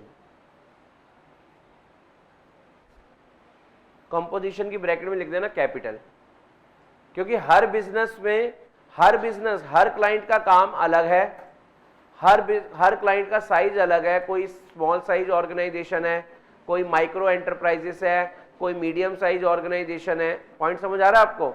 और सब में अलग अलग पैसा लगा हुआ है। किसी में डेब्ट ज्यादा लगे हुए हैं, किसी में इक्विटी, यानी कोई प्योरली इक्विटी कंपनी है, कोई गियर्ड कंपनी है। एफएम नहीं पढ़ी अभी? चलो कोई नहीं, छोड़ो। हाँ, इधर सेकंड पॉइंट। दूसरा कारण क्या है कि हम एक ऑडिट प्रोग्राम हर जगह क्यों नहीं लगा पाते? क्योंकि रुको एक बारी, efficiency of internal control her client की अलग अलग है। हर क्लाइंट के इंटरनल कंट्रोल की एफिशिएंसी क्या है? तो हम सेम ऑडिट प्रोग्राम कैसे चला सकते हैं? जहां के इंटरनल कंट्रोल गुड है वहां पर हमारे प्रोसीजर अलग होंगे, जहां के इंटरनल कंट्रोल बैड है वहां के ऑडिट प्रोसीजर अलग होंगे। तो हम सेम कैसे चला सकते हैं? तो सेकंड पॉइंट आप लिखते हुए मुझे दिख पा रहे हैं, लिखो, efficiency and operation of internal control.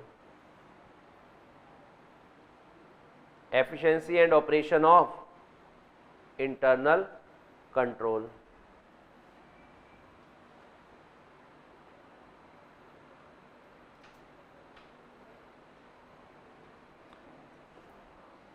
Third, the exact nature of the service to be rendered by the auditor.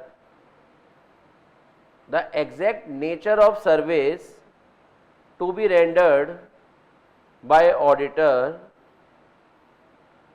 vary from assignment to assignment, vary from assignment to assignment. यार हमें चार्टर्ड अकाउंटेंट की जो services चाहिए वो हर client को अलग अलग तरह की चाहिए, तो भैया हर तरह पे जब सर्विस अलग अलग है तो सेम ऑडिट प्रोग्राम कैसे चलाने, ठीक से। और फोर्थ लिख दो, फोर्थ आप लिखो, फोर्थ लिखो आप, differences in applicable FRF, differences in applicable FRF, FRF. Third point,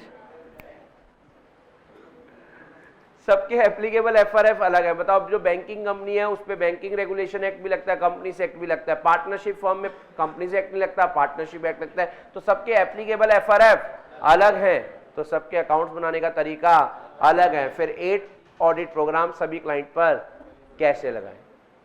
point समझ आ रहा है आपको?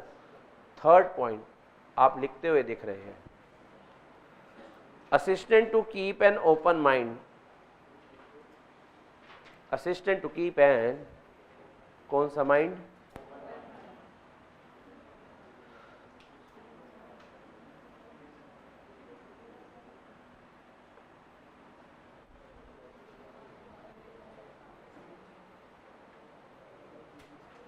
चले देखो सीधी सी बात कह रहे हैं, हाँ नो बकवास कह रहे हैं। इधर जरा सुनो, आप पॉइंट जरा सुनो पहले। कह रहे हैं जो अपने आर्टिकल है, जैसे मान लेते हैं आप सब आर्टिकल बनने जा रहे हैं तो अब से कुछ ही दिनों में वो धोया जाएगा। इधर बात सुनो आप सब मुझे हंसी आ रही है, वो तो एक साल बाद समझ आएगी। मुझे हंसी क्यों आ रही है ये अभी नहीं समझ आएगी, एक साल बाद समझ आएगी। ऐसे हमारे पर भी किसी ने हंसी करी थी तो हमें भी एक साल बाद समझ आई, तुम्हें भी। चलो अब पॉइंट जरा सुनो। जैसे आप आर्टिकल हो, आपको ऑडिट प्रोग्राम आपको ऑडिट प्रोग्राम दे दिया, मेरे को इमेजिन हो रहा है ना, क्योंकि अभी आपने वो चीजें देखी नहीं जो हम चीज देख चुके हैं ना, जैसे ऑडिट पे। अच्छा इधर सुनो, अब मैंने आपको ऑडिट प्रोग्राम दे दिया कि डेटर को ऐसे ऐसे चेक करना है, तो आपने बस वैसे वैसे जस्ट लाइक मशीन काम कर दिया, जो मैंने इंस्ट्रक्शन दी वो आपने कर दिया। भाई हो सकता है आपको, तो हम अपने असिस्टेंट को ये कहेंगे भाई जो हम बता रहे हैं वो तो तू चेक करियो, अगर इसके अलावा भी तुझे कुछ और दिखे तो वो भी चेक कर। ये नहीं है कि तुझे ऑडिट प्रोग्राम पे स्ट्रिक्ट रहना है, फ्लैप लगा दी बस इसी के अंदर रहना है, इसके बाहर भी जा सकता है। पॉइंट समझ आ रहा है आपको? पहला पॉइंट यही है। देखो क्या लिखा हुआ है, द असिस्टेंट एंगेज, यानी जो असिस्टेंट क्या है, हाँ, in the job should be encourage to keep an open mind beyond the program given to. अब ये लिख कर देखो, अच्छा लगेगा। अभी और भी बातें करते हैं।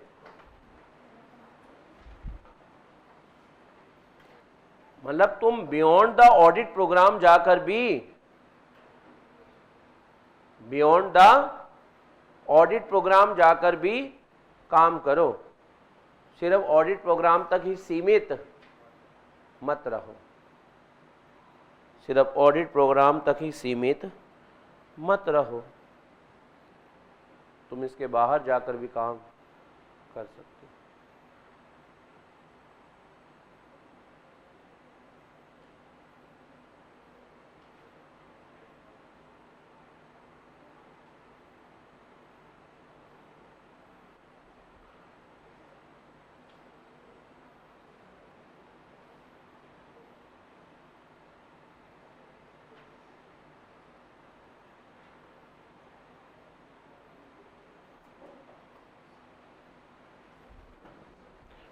अच्छा अब जरा सुनना, हमने तो एक ऑडिट प्रोग्राम बनाकर दे दिया, इधर और बातें जरा सुनो।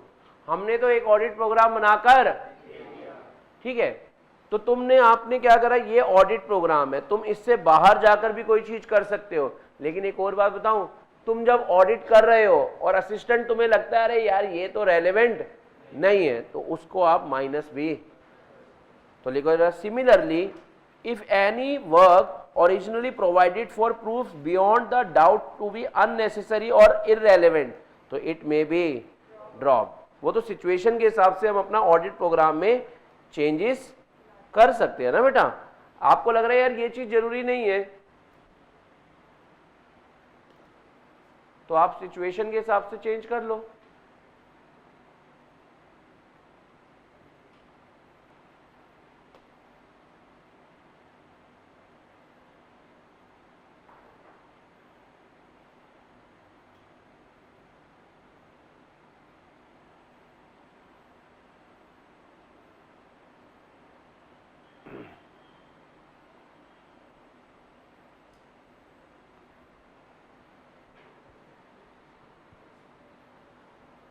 यानी इन शॉर्ट इन 2 पॉइंट्स का समरी बताऊं क्या, आप अपने ऑडिट प्रोग्राम में प्लस माइनस लिख लेना, आपको तभी याद रहता है ये सब चीज़ें। आप अपने ऑडिट प्रोग्राम में प्लस माइनस कर सकते हो। हमें अपने असिस्टेंट को ऐसे ही बनाना है, समझ आ रहा है आपको, कि आप अपने हिसाब से देख लेना। जैसे एक एग्जाम्पल दिया, आपकी मम्मा ने कहा बेटा तेरी 11 बजे क्लास है, 3 बजे क्लास ओवर होगी, 3 बजे शेड्यूल बना के दिया, 3 बजे तुम नीचे उतरना, बस आएगी, बस पे बैठना, 3:30 तक घर पर आना, 15 मिनट जहाँ बस उतारे बस स्टैंड से घर तक आने में लगेंगे, तुम 3:45 पर घर पे पहुँच जाना। अब आप 3 बजे क्लास छूटी, आप खड़े हुए, बस आ ही नहीं रही, तो अब आप सिचुएशन में अब वही रुके रहेंगे या क्या आएंगे, चल यार मेट्रो से या ऑटो से चलते हैं, कुछ ऑप्शन ढूंढे। वही तो कह रहे हैं, एक ऑडिट प्रोग्राम बना दिया भाई, अगर सिचुएशन के हिसाब से कुछ माइनस करना पड़ रहा है या प्लस करना पड़ रहा है तो कर लेना। हमें अपने असिस्टेंट को ये बताना है कि ये तो बस हमने आपको क्या दिया है, मिनिमम ये काम कर लेना वो बताया है, अगर इसके अलावा तुम्हें अगर और लगे तो और कर लेना, और अगर तुम्हें कोई चीज क्या लगे इररेलेवेंट, हर्ष क्या है, अगर तुम्हें क्या लगे कोई इररेलेवेंट तो तुम उसे क्या कर देना, हटा देना, और क्या देना, चल हट। पॉइंट समझ आ रहा है आपको? इतना ही नहीं, तुम अपने असिस्टेंट को, इतना ही नहीं, तुम अपने असिस्टेंट को और बताओ, जरा सुनना, अरे वो नहीं, मैं कहा और बताओ, कह रहे सब बढ़िया, चाइनीज ही है इधर आ। तुम अपने असिस्टेंट को इस चीज के लिए भी एनकरेज करना कि अगर तुम्हें कोई और बात पता चलती है, कोई सिग्निफिकेंट मैटर पता चलता है, वो अपने सीनियर को जरूर बताना, और कोई डिफिकल्टी आती है तो वो भी अपने सीनियर को जरूर बताना। समझ आए? अगर तुम टाइम से बता दोगे तो ठीक है, वरना देर ना हो जाए। हाँ, तुम कवाली में बैठे हुए मेरे साथ, मैं आगे पहले मैं बताओ, ठीक है ना, इधर आओ। तो अपने असिस्टेंट के लिए third point, he should be instructed, साफ साफ उसको कह देना अपने असिस्टेंट को, टू नोट एंड रिपोर्ट वो सारे सिग्निफिकेंट मैटर जो तुम्हें पता चलते हैं, टू हिज किसको, सीनियर को या फिर पार्टनर को या proprietor of the firm engage for doing the audit, engage for doing the audit. समझ रहे हो आप? He should be instructed to note and report the significant matter coming to his notice। किस किस को बता देना, सीनियर को, पार्टनर को, और अगर सोल प्रोप्राइटर है तो जो उस मतलब इंडिविजुअल की भी तो फर्म होती है ना, सीए फर्म, उसमें प्रोप्राइटर ऑफ द फर्म जिसको ऑडिट, जो ऑडिट कर रही है।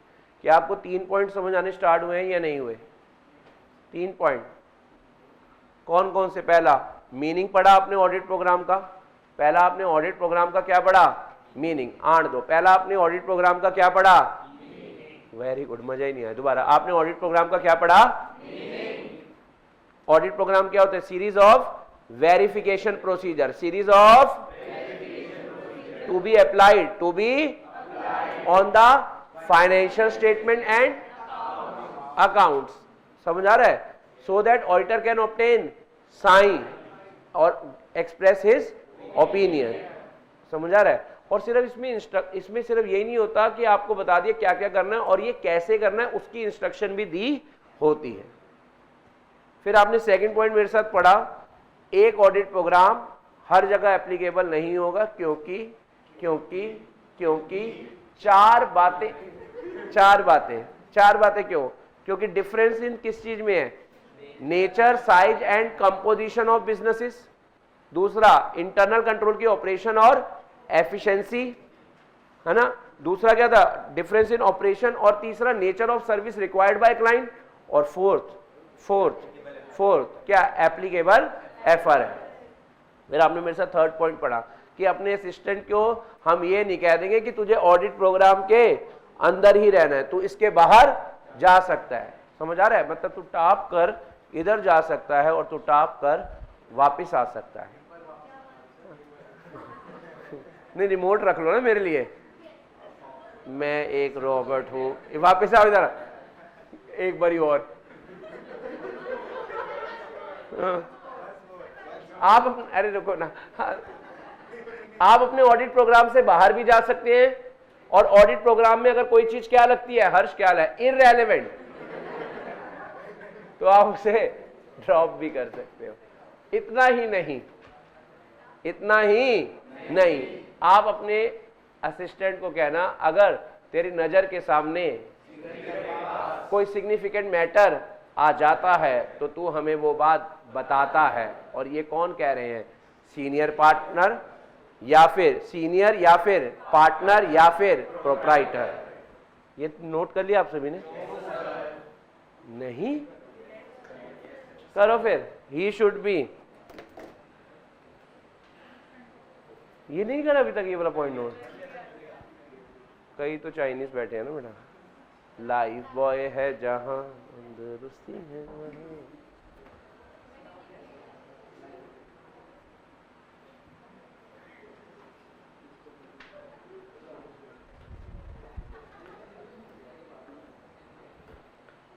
जिन्होंने थर्ड पॉइंट कंप्लीट कर लिया वो फोर्थ पॉइंट भी लिख सकते हैं, हेडिंग तो बना ही सकते हैं।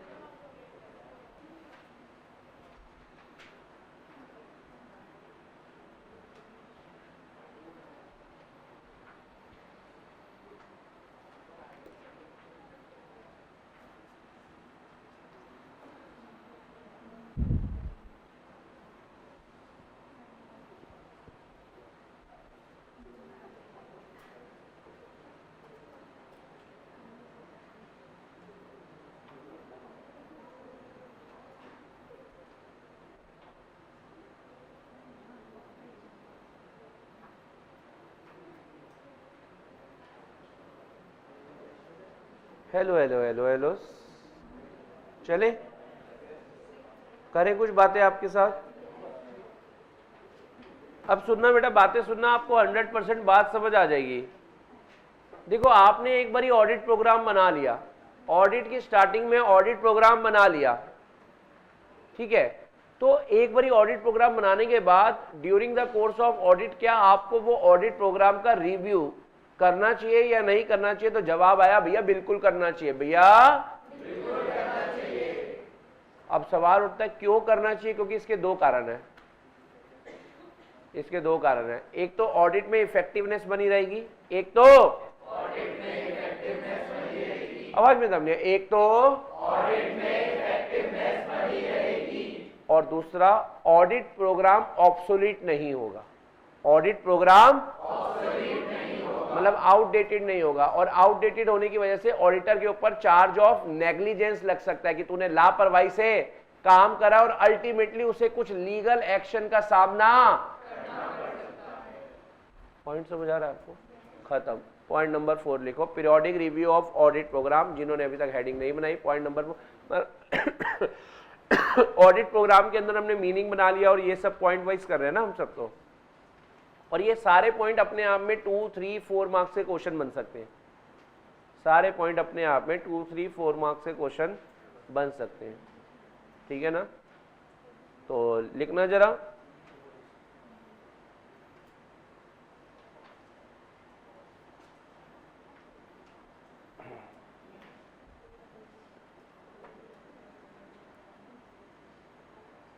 ऑडिटर को periodic review of audit program, auditor को पीरियोडिक रिव्यू ऑफ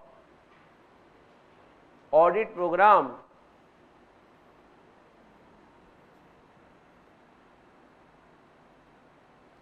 जरूर करना चाहिए। बिल्कुल करना चाहिए, 100% करना चाहिए। वो तीनों में से आपकी कॉल है। ऑडिटर को periodic review of audit program जरूर करना चाहिए, बिल्कुल करना चाहिए, 100% करना चाहिए। समझ आ रहा है आपको? सेकंड पॉइंट, क्यों करना चाहिए? सेकंड पॉइंट, क्यों करना चाहिए? फिर इसके दो झूले लटका देंगे। फिर आपने इसके दो झूले लटका देने हैं और फर्स्ट वाले पे लिखना है ऑडिट में इफेक्टिवनेस बनी रहेगी। ऐसी तो होता है, आप कई बार अपने पेरेंट्स से पूछते नहीं मम्मी ये क्यों करना है? अरे नालायक,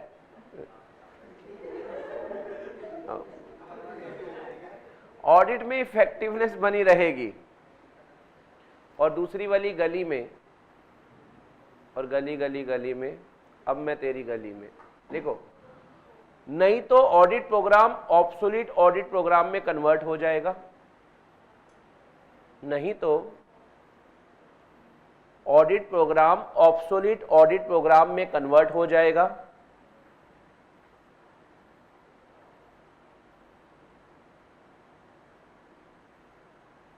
और ऑडिट भी नेग्लिजेंटली कंडक्ट होगा, और ऑडिट भी नेग्लिजेंटली कंडक्ट होगा, और ऑडिट भी नेग्लिजेंटली कंडक्ट होगा,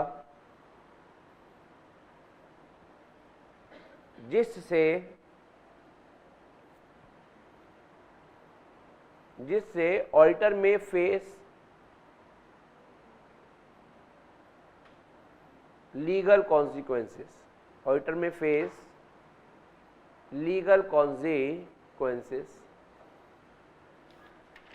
पॉइंट समझ आ रहा है आपको?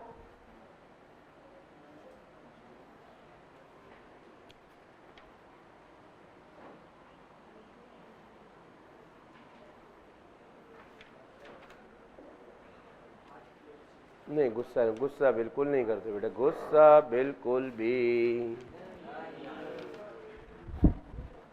तुम मेरी नकल तो तलते हो ना।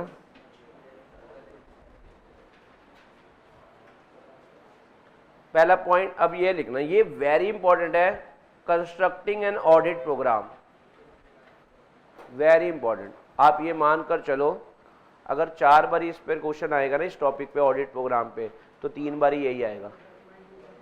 4 बार अगर ऑडिट प्रोग्राम पर क्वेश्चन आता है तो 3 बार यही टॉपिक पर आता है, constructing an audit program, constructing an audit programme.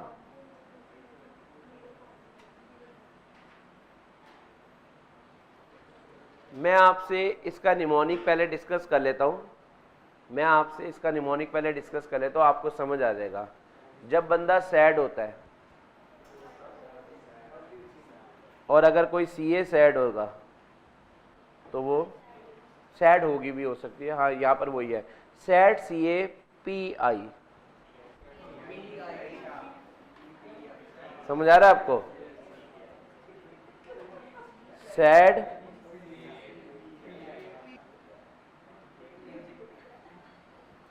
CAPI, P कर आई, जैसे आपको लग रहा हो सही।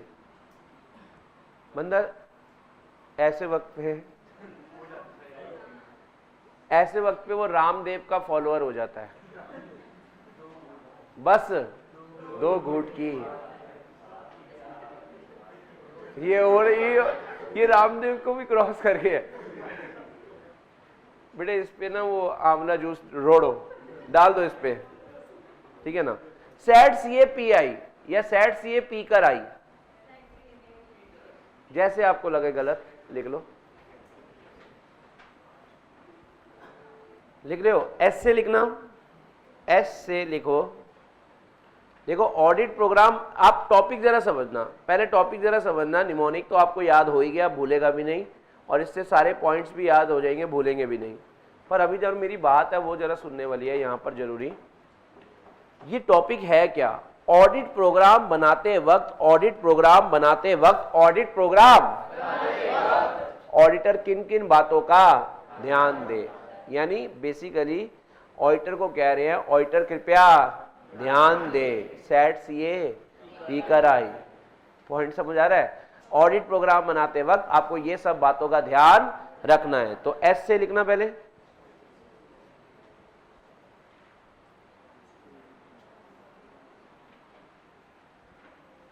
Stay with in the scope and limitation of the assignment. मतलब ऑडिट प्रोग्राम बनाते वक्त ऑडिटर तुम्हें रहना है, नहीं दिल में नहीं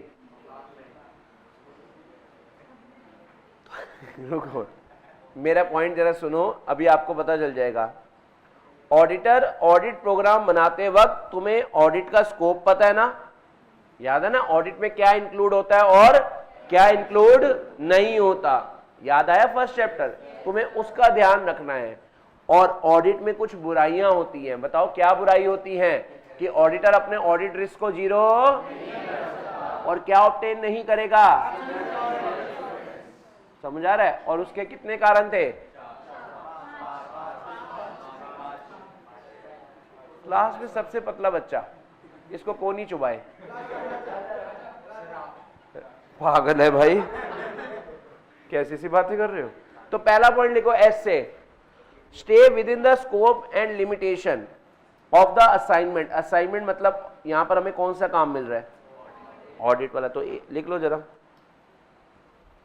ठीक से। ए से आपको अपने ऑडिट प्रोग्राम में कौन कौन से स्टेप्स लगाने हैं, कौन कौन से स्टेप्स लिखने हैं जो आपके लिए यूजफुल हो।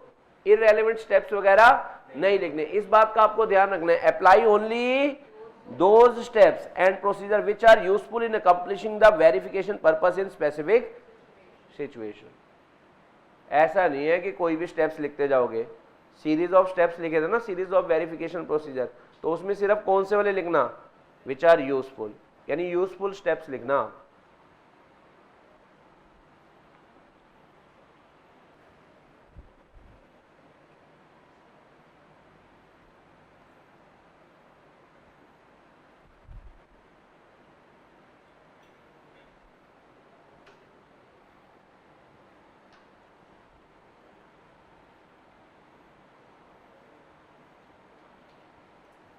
डी से क्या आ गया?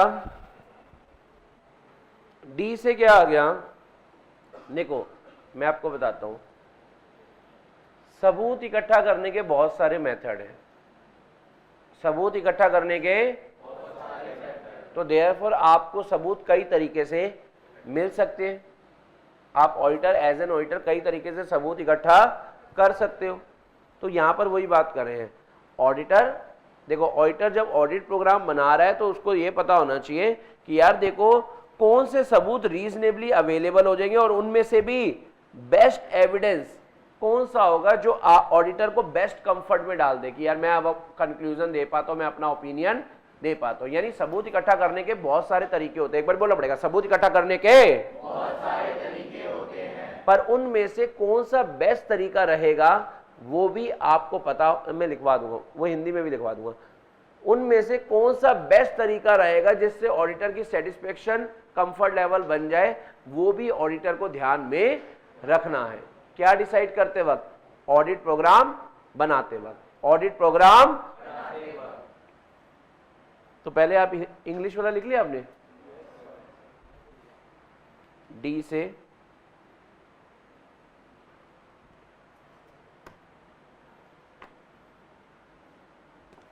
लिख लो, नेक्स्ट क्लास में इसको कंटिन्यू करेंगे, पहले आप लिख लो, लिखवाऊंगा हिंदी में भी लिखवाऊंगा नेक्स्ट क्लास में, भी आप लिख लो यहां तक।